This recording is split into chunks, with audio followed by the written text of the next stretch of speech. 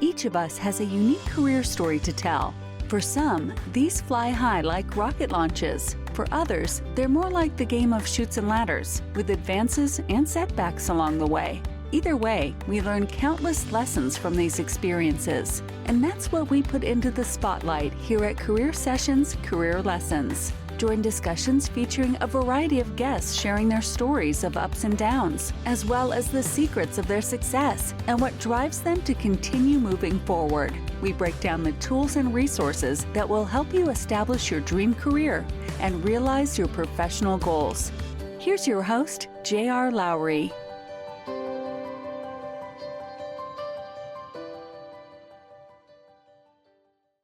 Hi, I'm J.R. Lowry, and this is Career Sessions, Career Lessons. Today, my guest is the Secretary of Economic Development in Massachusetts, Yvonne Hao. Prior to serving in her current role, Yvonne was a management consultant, corporate executive, private equity operating partner, venture capitalist, and board member. She's worked across a range of industries with leadership roles at Honeywell, Denon and Marantz, Gymboree, and PillPack, many of which were during her 8 years of working as an operating partner with Bain Capital. Yvonne also co-founded a venture capital firm and a private equity firm. She has served on the board of directors of CarGurus, Flywire, ZipRecruiter, Verta, and Bose, as well as on the board of Beth Israel Lahey Health. She has served as a trustee of Williams College and a member of the Commission on Presidential Debates, and she is a 2019 Aspen Fellow. Yvonne earned her bachelor's degree in economics and Asian studies from Williams College and a master of philosophy and development and economics from England's Cambridge University.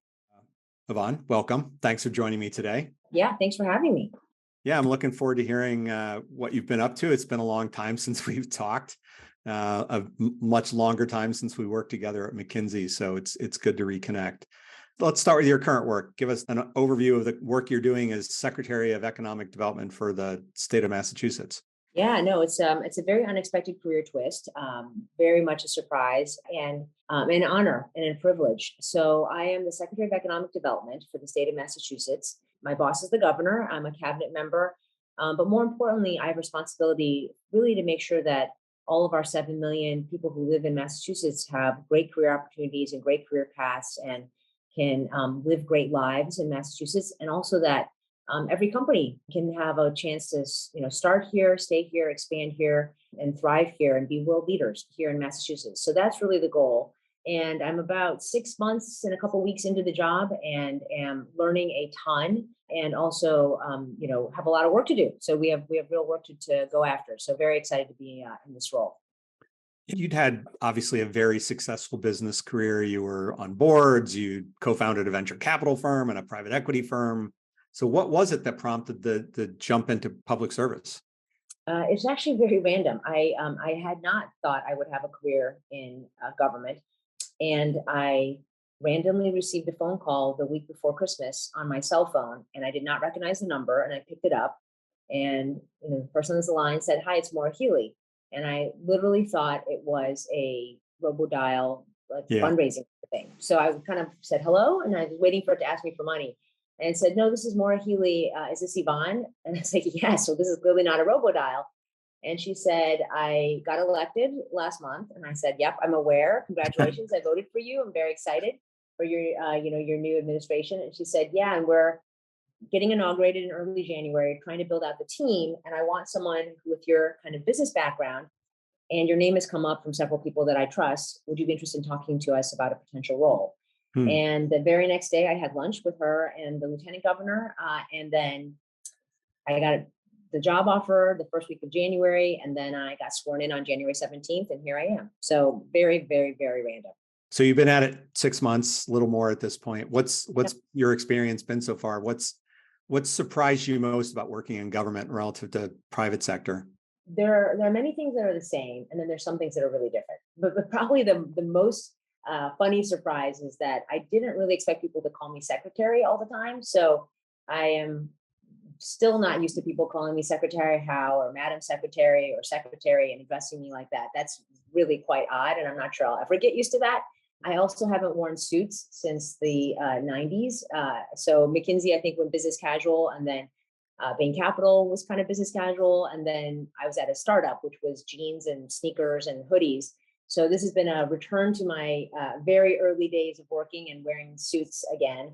So those are kind of funny surprises. I would say that I've had some very happy surprises. I think we have some really awesome people. We're very lucky in Massachusetts. We have really smart, really talented, very hardworking young people who don't get paid very much money and who work really because they believe in the mission. And so that's been an awesome, really happy surprise.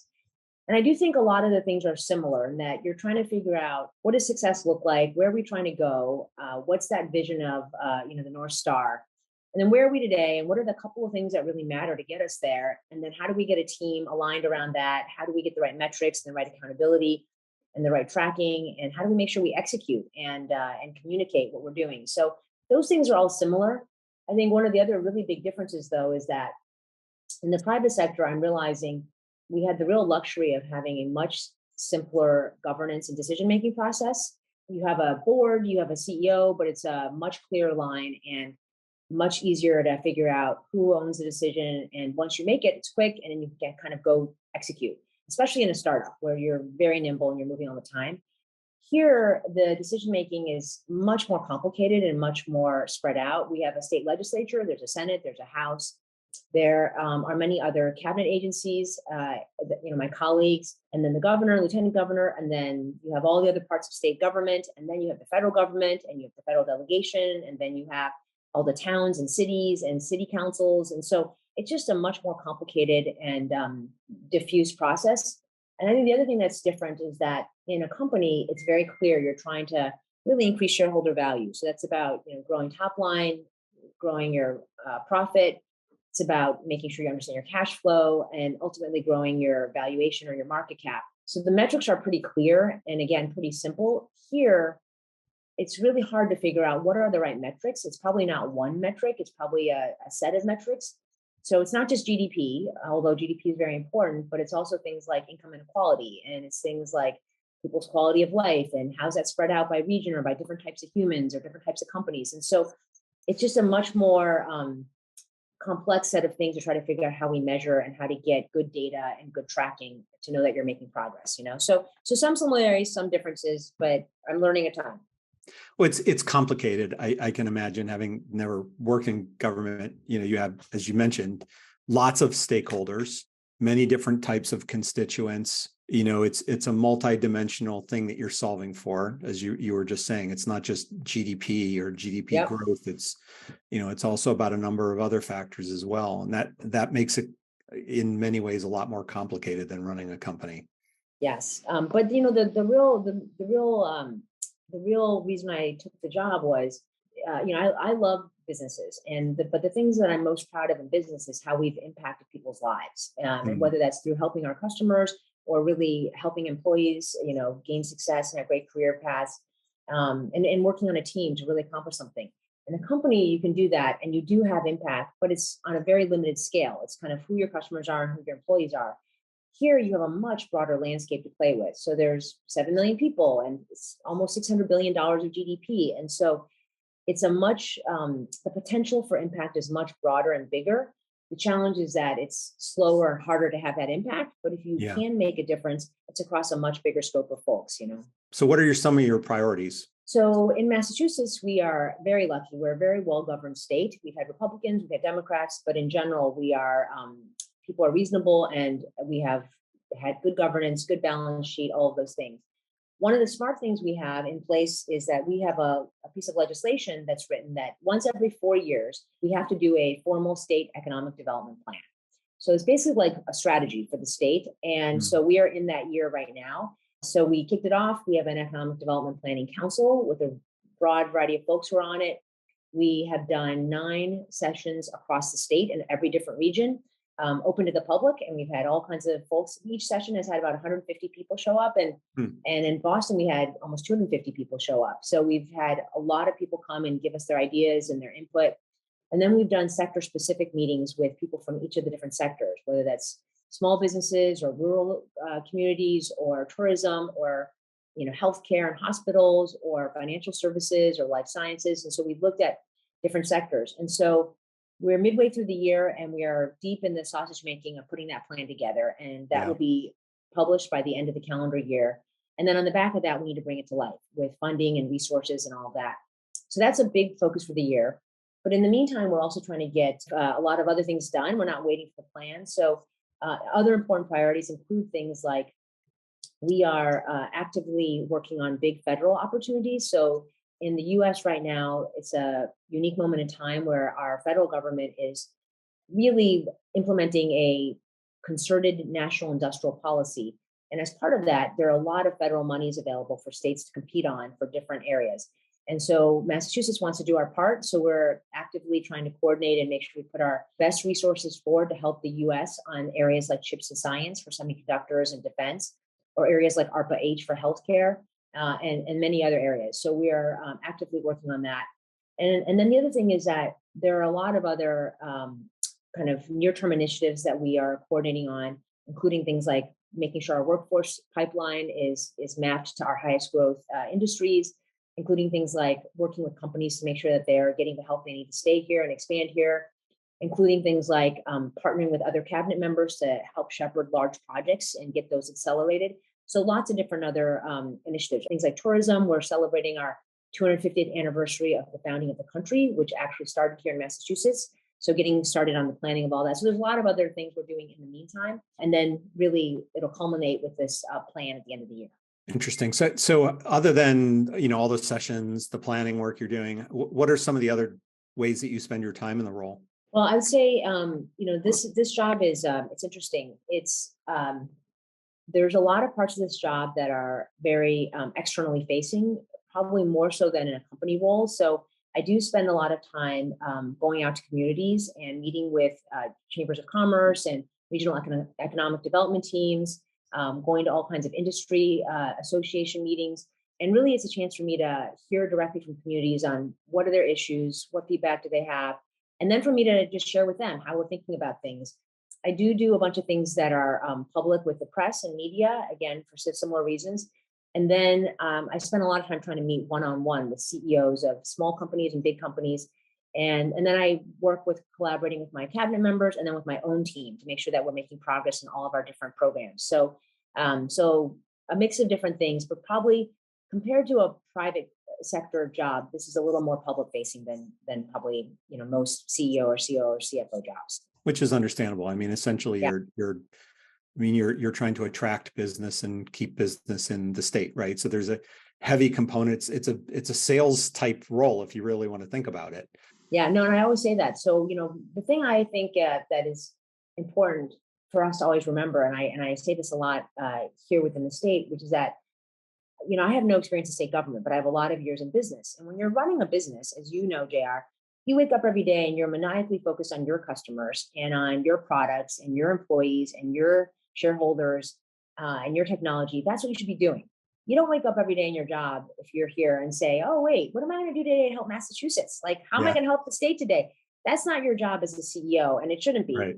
But our job in the state is to figure out how do we make sure we do all the right things to create the right environment and the right support systems so that these companies want to stay here and they want to expand here and it's the right thing for them to do, and we help them succeed here. And so that's really our job. So I view all of the companies and all of the talent in our state as really our customers, and I am selling to them. I'm trying to make sure we put the best case forward and do all the right things with our resources on and how to make sure they can be successful. If they're successful, our state's successful. Yeah, absolutely. So let's go back to the beginning of your career. So you went to Williams undergrad, then you went to Cambridge. Yep. How did you end up in management consulting and McKinsey in particular? Well, I was a classic liberal arts student, didn't know what I wanted to do, and then won a scholarship to England. So I thought, oh, great, I'm going to go become an academic. I'm going to go become a professor. I know what they do, and I love my teachers, and this will be great.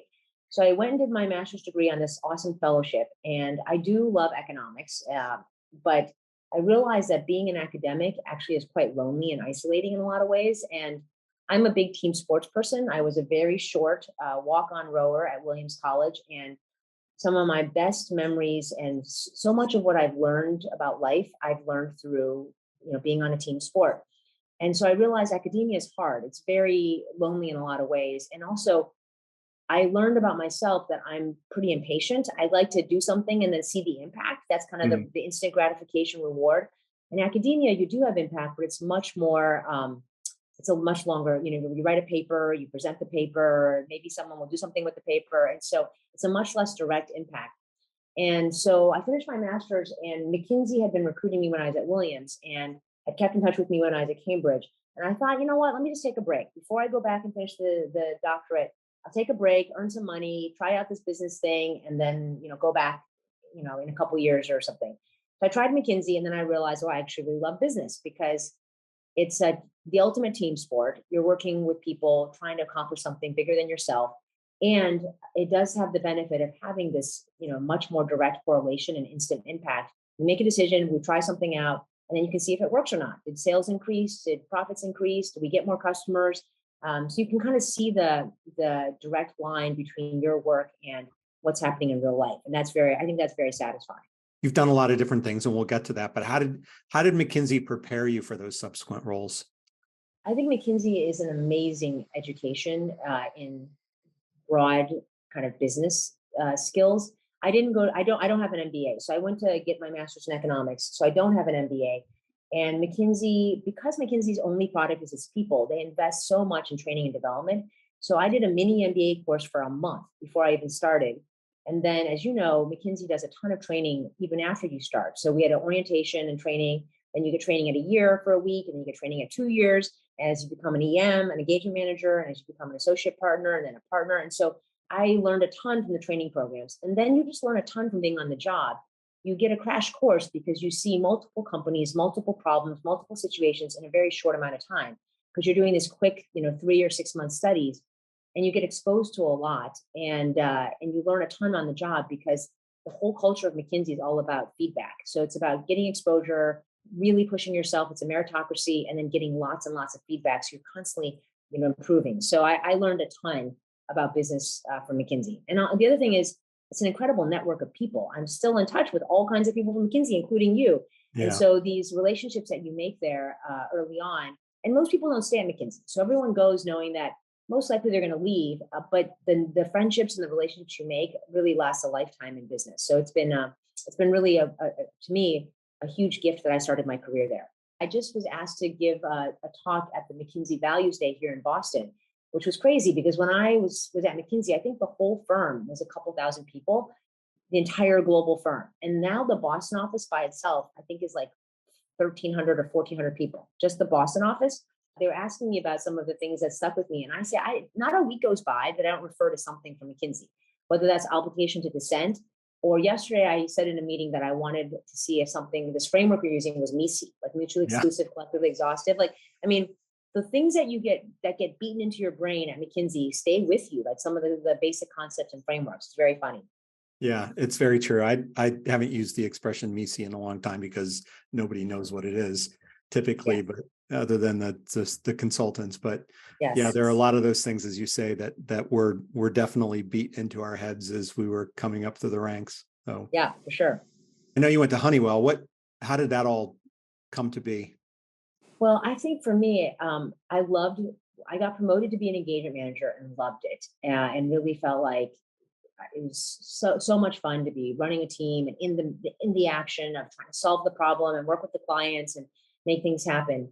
Then I got promoted to associate partner, and I realized that as you become more senior at McKinsey, less of your time is spent actually doing the problem solving and working with the clients, and more time is spent on developing new business. And I found that to be less fun. And the other thing is that for me, I got so excited about the impact we could have. And then the minute it got interesting, we would hand it off and we would leave and go to the next client. And so you never got to really see the project through.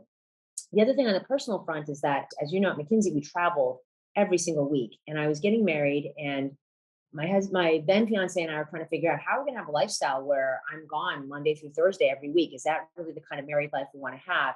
And just about that time, I got a phone call from a headhunter about Honeywell. And I thought, you know what, I'll go interview just for fun.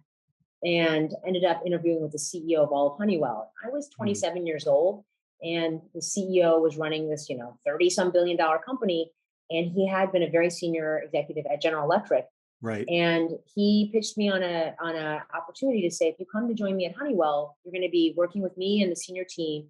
You will learn a ton about what a real business is like because you'll have real exposure and you'll get to see through all of your strategies and see if you can really implement them. And you will stay in one place. You don't have to travel. And so that really was a very appealing kind of value proposition. And so I left McKinsey to go join Honeywell. And it was an awesome decision. I learned a ton from my time at Honeywell. Well, that headhunter call, I mean, as you say, you were 27, right? You get to work closely with the CEO of a big company. I mean, not many 27-year-olds get that chance. Totally crazy. I look back now, and the thing that was amazing about Honeywell is he was very true to his word. When I joined Honeywell, he was only maybe 6 months or so before me, maybe 9 months before me. So he was new there and really leading a turnaround. And so when I joined Honeywell, the stock price was in the 20s. It was kind of tanked and not doing great. When I left 5 years later, it was in the 70s, and now it's been like in the 200s. It's been a dramatic, really impressive turnaround. And I was there on the ground floor of that. And so being able to learn from him and seeing how he led that company, and then he was very true to his word. He gave me an opportunity to go out into a division. And at a very young age, I was running an almost $2 billion P&L. That was my first experience of kind of having full accountability and being like a mini CEO of a division at Right. a super young age. I look back now and I'm like, how do they think I could possibly do that? I mean, I can't believe they trusted me to it, but I loved that job and I learned a ton. And I'm still very close to my colleagues from that period. Yeah, I mean, that's an amazing opportunity to get when you're relatively young, and in a company that, had that sort of GE, linkage, that a lot of people were sort of the diaspora of, General Electric that was happening, back in Yep. the sort of 90s and early 2000s of people out to other industrial companies. I mean, it was, and just a massive network that they had too. Yeah. I learned so much about the day-to-day operations of how you lead people and influence people and get folks aligned, how you drive change through organizations. I spent a ton of time visiting manufacturing plants. We made a lot of acquisitions. So how do you do integrations? We expanded into China and into Europe. So the global piece of things, and then really figuring out how do you manage a P&L and make sure you hit your numbers. I mean, there's a ton, and especially in a public company setting, I learned so much from my time at Honeywell. How did you end up at Bain Capital? So I'd been at Honeywell for a while, loved my job, and randomly got a recruiter call again. And I said, no, I'm not interested. I love my job at Honeywell. Thank you so much. I don't even know what Bain Capital is. Like, I don't know what this private equity stuff is, but not interested. And the recruiter said, look, you should really just at least talk to them. I promise you, you will find these people to be so smart and interesting, and you're going to get a whole nother skill set. So I said no. And then one of the Bain Capital guys was going to be coincidentally in New York for a board meeting and said, could I have dinner with him just to learn more about Bain Capital? I said, sure, I'll have dinner with someone. That's fine. So I remember we ate at this really fancy restaurant, 11 Madison Park. Yeah. And we were the first table at 5:30 p.m. And then I think we were the last table to leave at like midnight. And Yeah. he was really so thoughtful and smart and explained to me how private equity works and what the Bain Capital role would be like. And the things that were appealing to me about it, number one is that I loved being at Honeywell and I loved kind of the rigor and discipline of being in a public company. But you live and die by your quarterly earnings. And it's in many ways, it's very short termist. And the appealing thing about going to Bain Capital is you have a company that you buy out and it's no longer public. You now have a 3-year, 5-year time frame to think about what are the things we need to do to make this worth much more when we exit. So you have the luxury of thinking much bigger and having ability to really make change. So that was very appealing. The other thing was that I did not have an MBA. I knew a lot about strategy and marketing, but I wasn't a finance expert. And the idea of going to Bain Capital and learning about capital structure and balance sheet and how to think through liquidity and exits and having a board and an investor perspective is really different than being kind of heads down in a division running a business. So I thought I could learn a lot. And then the other thing is that the diversity, again, like what McKinsey has at Bain Capital, I'd be working across multiple companies, multiple industries. And at Honeywell, you kind of, when you're running a business, you are heads down 100% in one siloed industry. So it's very different. Then on the personal front, at Honeywell, I didn't travel every week, but it became really clear that the career path at Honeywell would be that, I was running this division that was about almost $2 billion, but my next promotion would be running a division that was, $4 billion. And that might be in Arizona or it might be in Minnesota. It might be in Europe, or it might be in Asia. And then after that, I'd run a $6 billion division. That'd be somewhere else. And my husband and I went to high school together. And by then, I'd given birth to two girls.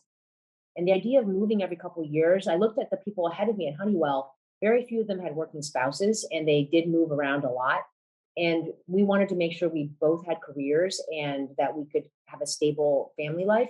And at Bain Capital, I knew I'd travel a lot, but at least our family would be in one place. And Boston's a great place for my husband's career. So in a lot of ways, it made sense personally as well. Were you an operating partner the whole time there, or did you start on the investing side? No, I was an operating partner, so at Bain Capital, you have people who mostly do investments, who are kind of driving, sourcing new deals and, diligencing them and then closing them.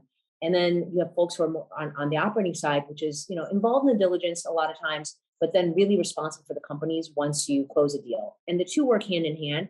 But I was on the operating partner side. And what was unusual is that in two cases, we had companies that kind of got into some trouble, and we needed to make some changes at this leadership level. So I went in as CEO of one of our companies for almost 2 years. And then I went in as COO for one of our companies for almost a year. And in those cases, I was actually kind of back in the operating world of running a company, and then came back to Bain Capital after that was done, and we hired permanent leadership. And did you have like a agreement with Bain Capital that you would only do things that were local to Boston, so you didn't have to? No. I traveled up. One of the companies I was CEO of was in Japan, headquartered in Tokyo. So that was a lot of travel, and that was very, very, very difficult. One of the other companies, when I was COO of that company, was based in San Francisco. So a lot of red eyes. So I traveled, but the difference is that at Bain Capital, we owned the companies. And so I traveled to visit the companies, but I had some semblance of control over when I traveled, how I traveled. And at the end of the day, too, you're responsible for the companies, but there's a CEO and a team there. So not every crisis is hitting your phone first. It's usually going through the company first. Right. McKinsey is tough because you're traveling every week and it's client service. So when the client wants you there, you kind of don't have the same control. And so it's a little bit different. But yes, I did travel. I've traveled a lot in my life. And as you say, I mean, you do have a little bit more control than you do when you're at McKinsey, and you're sort of at the client's mercy. Yes. And I think also just the internal pressure that existed at McKinsey, yes. To be on site, to be available all the time was also a factor as well. You worked in a lot of different industries. I'm sure the McKinsey training helped you, but what else did you do to come up to speed when you parachuted into one of these situations? Well, I always talk about how my liberal arts education at Williams has really come in handy, because when you go to liberal arts school, you are not an expert in anything. So you're not kind of, people ask me like, oh, are you like an expert in finance or accounting or marketing? I'm not an expert in anything. But what you learn in liberal arts, and also what you learn at McKinsey and at Bain Capital, is you learn kind of the important skills. You learn how to learn. You learn what things matter and what things are noise. You learn how to communicate. You learn how to prioritize. You learn how to analyze. So those are the important. You learn how to listen, and you learn how to, to kind of work together on things. So those are all the things that you learn, and then that helps you get up to speed really quickly, because I've seen so many different companies and industries and situations. I have a lot of pattern recognition. So I'm really good at connecting the dots and saying, this seems like these three other things I've seen. I kind of know how this movie's going to play out. Yeah. There's things that we should be thinking about. So kind of that pattern recognition is very helpful. And so whenever I go into a new situation, which I do all the time, I tend to focus on three main areas. One is I try to really spend time with people, because the folks who are there already, they're the ones who are living in that world day to day. You're coming into the movie halfway through. They've been there since the beginning, oftentimes. And you can learn a lot from talking to them about what things they care about, what things they think are issues. So I spend a lot of time with the team. That's number one. Number two is I spend a lot of time on just understanding the business model. So what are the numbers? How do they work? What things really matter? What things are really sensitive in the model? And if you do this, that's going to really have a big impact, or what things, don't have as much impact. So really understanding the actual, like, how do we make money, and what does this business look like? What's the profile of their financials? So that's number two. And then number three, I really try to get as close as possible to the customers, because every business and organization exists to serve a customer. Who are those customers? What are their problems? What do they care about? What do they like about you? What do they not like about you? Who are the other people they're using instead of you? And so the closer you get to them, the more you have a better understanding of how to make decisions, and having a true north of why you exist. So those are the three things I do to try to get up to speed quickly in new situations. Yeah, and then you went off to PillPack. That was not part of Bain Capital, right? That was separate. No. Yeah.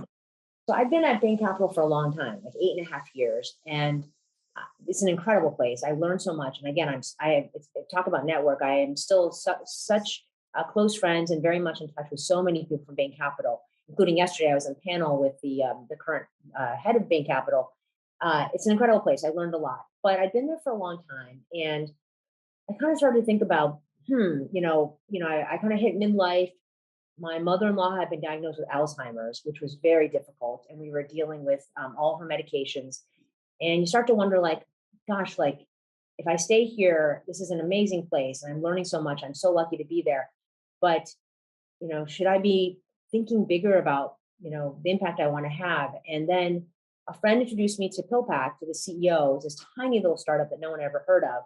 And coincidentally, when I went to go meet with the CEO, he told me, "Oh, we sort people's medications so that we can take them on time and we deliver them to their house." And I thought, wait a minute, like I need this for my mother-in-law right now. And so I don't want to join your company. Like, why would I leave Bain Capital to join this tiny little startup? But let me sign up my mother-in-law. And so we signed her up, and it was a really life-changing service. And it was so obvious, and it made our lives so much better to not have to worry about her pills. And so the more I talked to the CEO, the more impressed I was with him and this business, and it's a massive market that had not really had a lot of innovations at all. And I really truly believe in the mission, because I personally was a beneficiary. And so over the course of many, many months of getting to know the company, I finally decided to make the leap. So I left Bain Capital, which is a very well-established, very prestigious place, to go to a tiny startup no one ever heard of. I took a very large cut in my cash comp, traded it for equity, which luckily turned out to be a good decision. And then I went to go work for a CEO who was a decade younger than me and a pharmacist. And I joined as a CEO and CFO. So it didn't make a lot of sense on paper necessarily, but for me, it made a ton of sense because I really believed in the team. I really believed in the mission. I knew I would learn a ton. I'd never done a startup before. I'd never done healthcare before. And I knew I could contribute because they were growing 300% a year and they needed help figuring out how to scale a business. And I'd worked in much bigger companies. And so it was an amazing decision. I had such an incredible experience at PillPack. It was a really, really special thing. And luckily for us, we were able to pull a rabbit out of a hat and have this amazing outcome and sell to Amazon. So it was an amazing decision. Again, that sometimes, these conversations, they lead very slowly to something, and it turns out to be in the long run a great decision, great outcome for you personally. Yeah, no, it was awesome. And the most importantly, every single day I was at PillPack, I was the CEO and CFO. Talking about customers, we would get feedback from customers, and a lot of it was, you'd get notes from the call center. You'd also see the written email feedback, and people wrote in every day about how, I'm alive because of PillPack. I never took my medicines on time before, and now for the first time, I am feeling healthy, and that makes a big difference. And the other thing is, for us, every one of our employees had equity. So when we sold to Amazon, we had people who had taken a lot of risks to join PillPack, and some of them, had high school degrees and had been working at Walmart or McDonald's, and they joined us, and they were, making $12 an hour to start, but they got some equity. When we sold to Amazon, people were able to really, do well, and they were able to, buy cars or pay off debt or go on honeymoon. It was a big deal that for all of our employees, we could share in this value creation and reward them from all of their incredible work. So it was an awesome experience. You started serving on boards around that time as well, right? Well, I was on boards, I got very lucky. I joined, my first board was a nonprofit board. I got asked to join the Williams board when I was 30. And that was a crazy experience because it was like all these CEOs of these major companies and organizations, and then me. So I learned a ton from them. And then at Bain Capital, I joined the boards of many of our portfolio companies. And in some cases, we took them public. So I got to be a public board member. And then I started joining boards separate from Bain Capital, and then have now been on a bunch of public company boards, private company boards, and also many other nonprofit boards. Yeah. So how would, having been an executive and a board member, how would you contrast the role of a board member relative to, being a C-level leader? As with many things, I think that being intentional is very helpful. If you've been a CEO or a COO or CFO or a senior level executive, you're used to running things. You're used to making decisions, calling the shots, being in the details, being front and center. And when you join a board, that is not the job of a good board member. And so if you aren't careful and you fall into the trap of being an operator, you will probably then be a bad board member. Mm. So it requires intentionality and you have to learn how to be a good board member. So it took me a while to adjust to it. And being a good board member is being a partner to the CEO and to the company. You have to hold them accountable and you have to challenge them. And ultimately, you're responsible for the company. But ultimately, you're there to try to support the company and the CEO and be a partner for them. And so the conversation I always have with CEOs is you have to have a board anyways, right? You can't not have a board.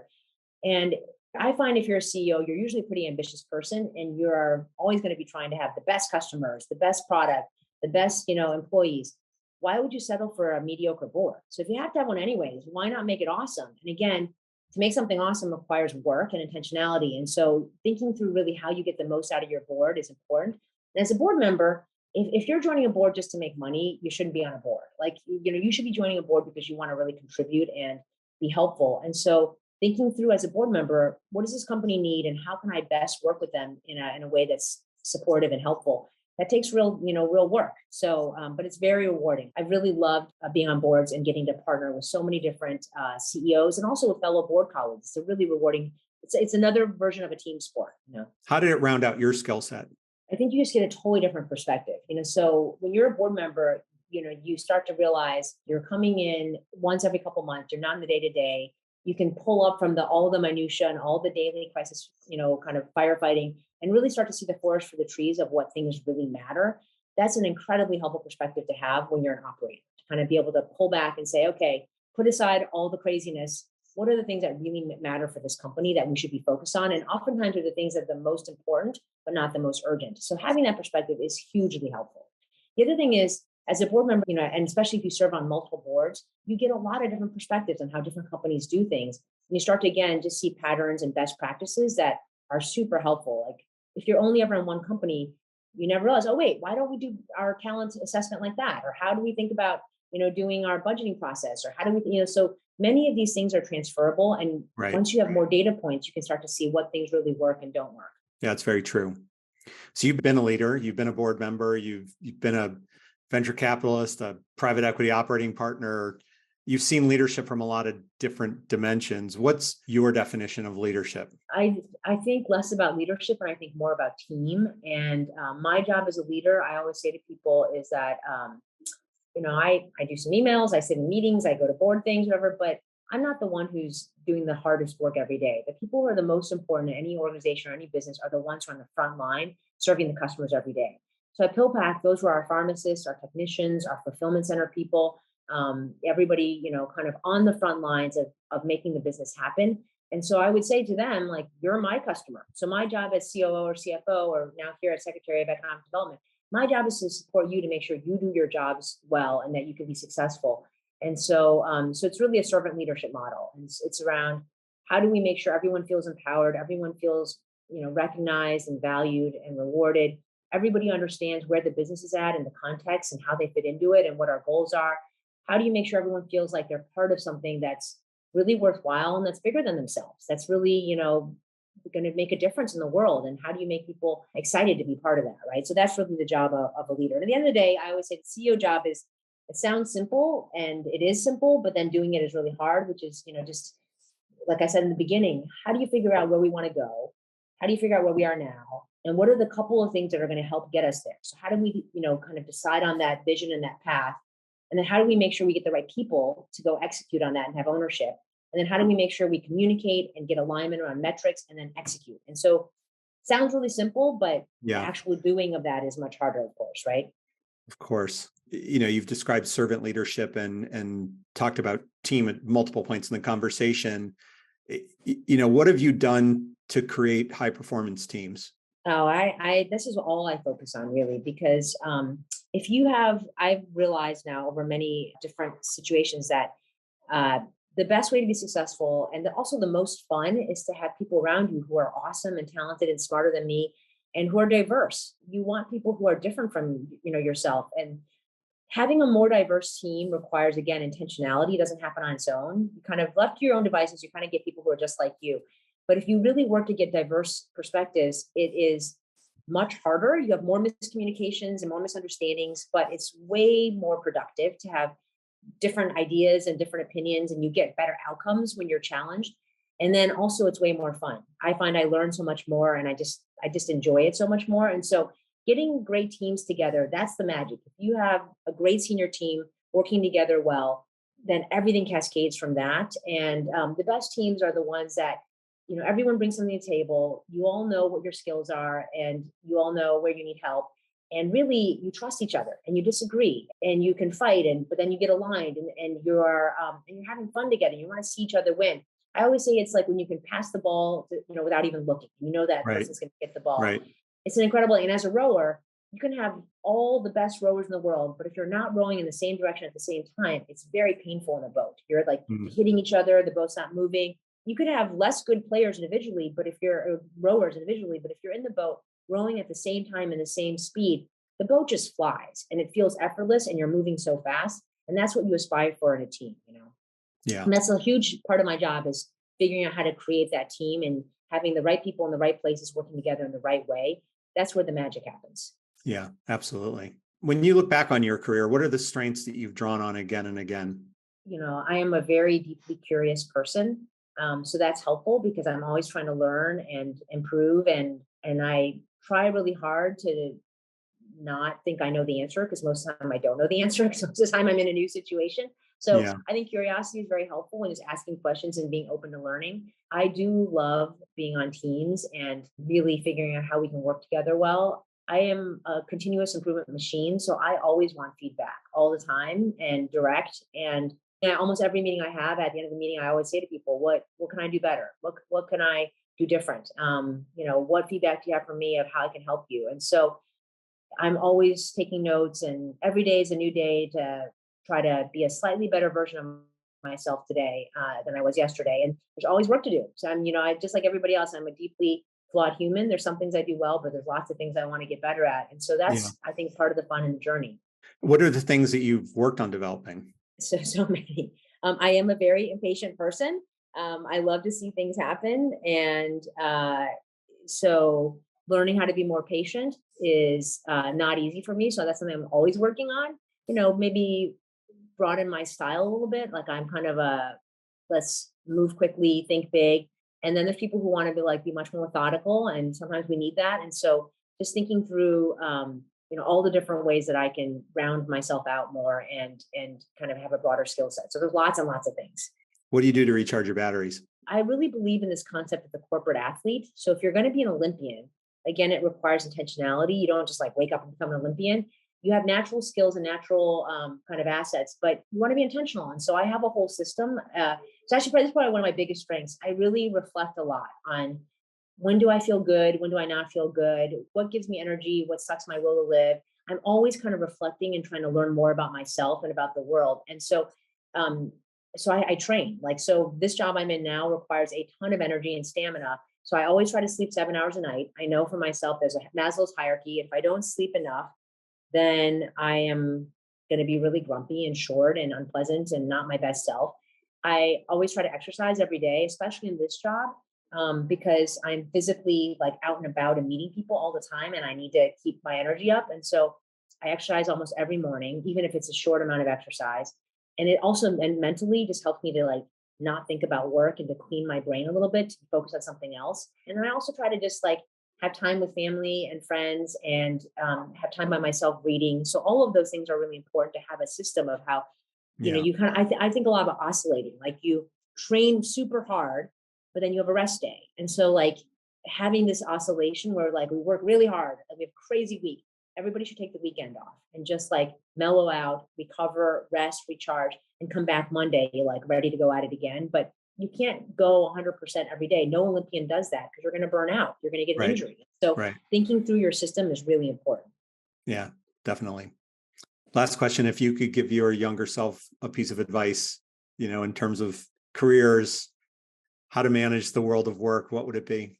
There's this concept that I loved in Amazon that I had thought about before, but they coined a really easy way to describe it, which is that some things are one-way doors. When you go through the door, you can't come back.